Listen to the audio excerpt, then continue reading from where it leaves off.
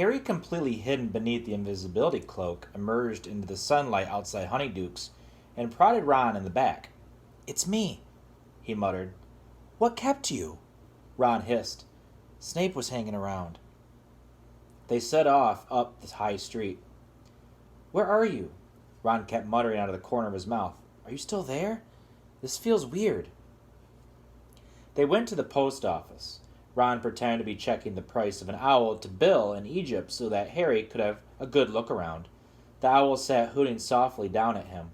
At least 300 of them, from great grays right down to tiny little Scops owls, local deliveries only, which were so small that they could have sat in the palm of Harry's hand. Then they visited Zonko's, which was so packed with students, Harry had to exercise great care not to tread on anyone and cause a panic. There were jokes and tricks to fulfill even Fred's and George's wildest dreams.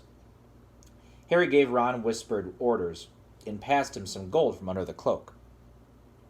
They left Zonko's with their money bags considerably lighter than they had been on entering, but their pockets bulging with dung bombs, hiccup sweets, frog spawn soap, and a nose-biting teacup apiece.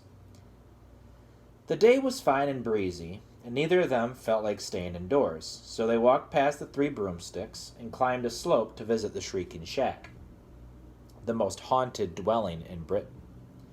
It stood a little way above the rest of the village, and even in daylight was slightly creepy with its boarded windows and dank, overgrown garden. "Even the Hogwarts ghosts avoid it," said Ron as they leaned on the fence looking up at it. "I asked Nearly Headless Nick. He says he's heard a very rough crowd lives here. No one can get in. Fred and George tried, obviously, but all the entrances are sealed shut." Harry, feeling hot from their climb, was just considering taking off the cloak for a few minutes when they heard voices nearby. Someone was climbing toward the house from the other side of the hill. Moments later, Malfoy had appeared, followed closely by Crabbe and Goyle. Malfoy was speaking. "Should have an owl from Father any time now. He had to go to the hearing to tell them about my arm, about how I couldn't use it for 3 months. Crabbe and Goyle laughed. "I really wish I could hear the great Harry moron trying to defend himself. There's no arm in honest. That hippogriff's as good as dead." Malfoy suddenly caught sight of Ron. His pale face split in a malevolent grin.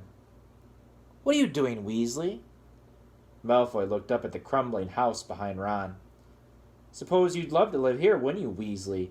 Dreaming about having your own bedroom. I heard your family all sleep in one room. Is that true?" Harry seized the back of Ron's robes to stop him from leaping on Malfoy. "Leave him to me," he hissed in Ron's ear. The opportunity was too perfect to miss.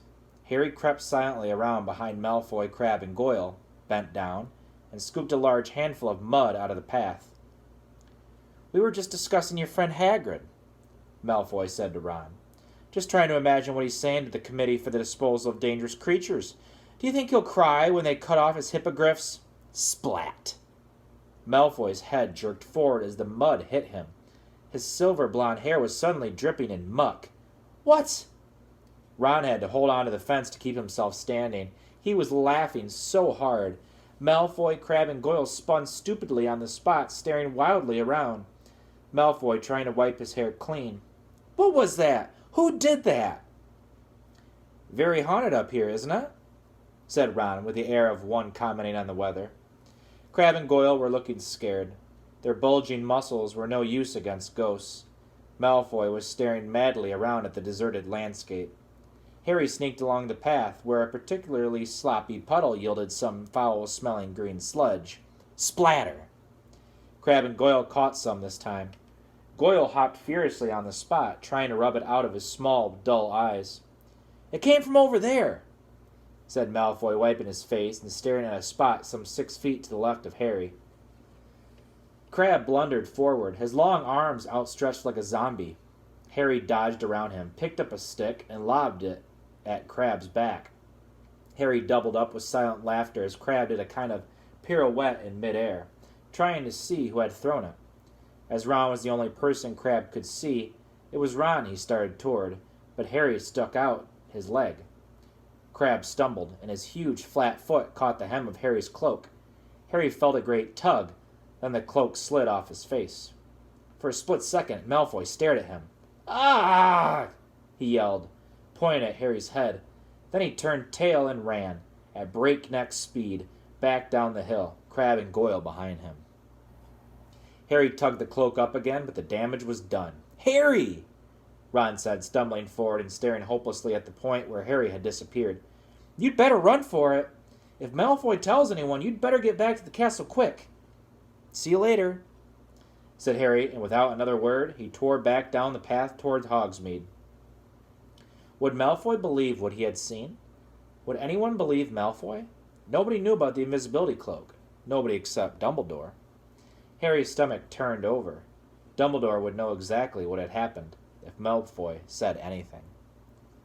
Back into Honeyduke's, back down the cellar steps, across the stone floor, through the trap door, Harry pulled off the cloak, tucked it under his arm, and ran, flat out, along the passage. Malfoy would get back first. How long would it take him to find a teacher?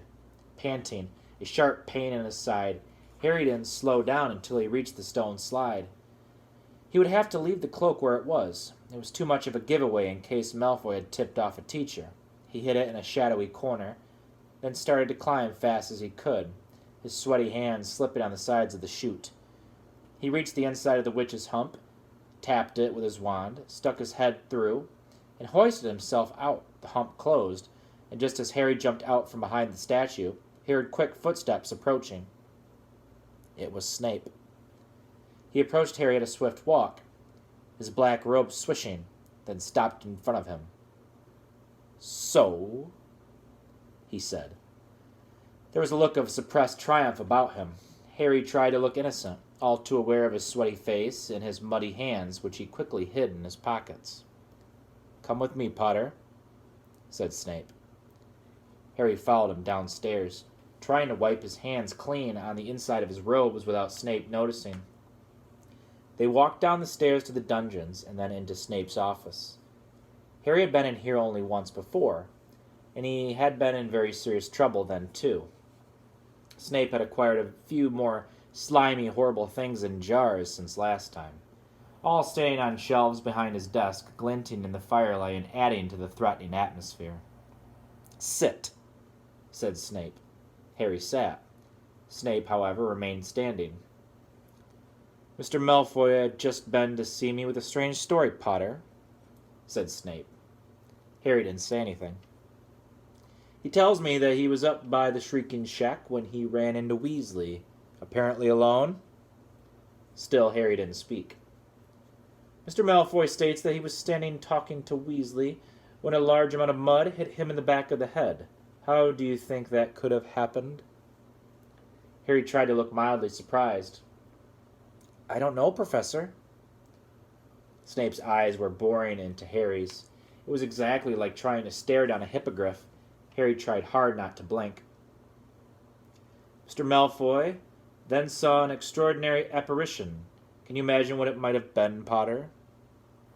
"No," said Harry, now trying to sound innocently curious. "It was your head, Potter, floating in midair." There was a long silence. "Maybe he'd better go to Madame Pomfrey," said Harry. "If he's seen things like—" "What would your head have been doing in Hogsmeade, Potter?" said Snape softly. "Your head is not allowed in Hogsmeade. No part of your body has permission to be in Hogsmeade." "I know that," said Harry, striving to keep his face free of guilt or fear. "It sounds like Malfoy is having Malfoy is not having hallucinations," snarled Snape, and he bent down, a hand on each arm of Harry's chair, so that their faces were a foot apart. "If your head was in Hogsmeade, so was the rest of you." "I've been up in Gryffindor Tower," said Harry. "Like you told. Can anyone confirm that?" Harry didn't say anything. Snape's thin mouth curled into a horrible smile. "So," he said, straightening up again. "Everyone from the Minister of Magic downward has been trying to keep famous Harry Potter safe from Sirius Black. But famous Harry Potter is a law unto himself.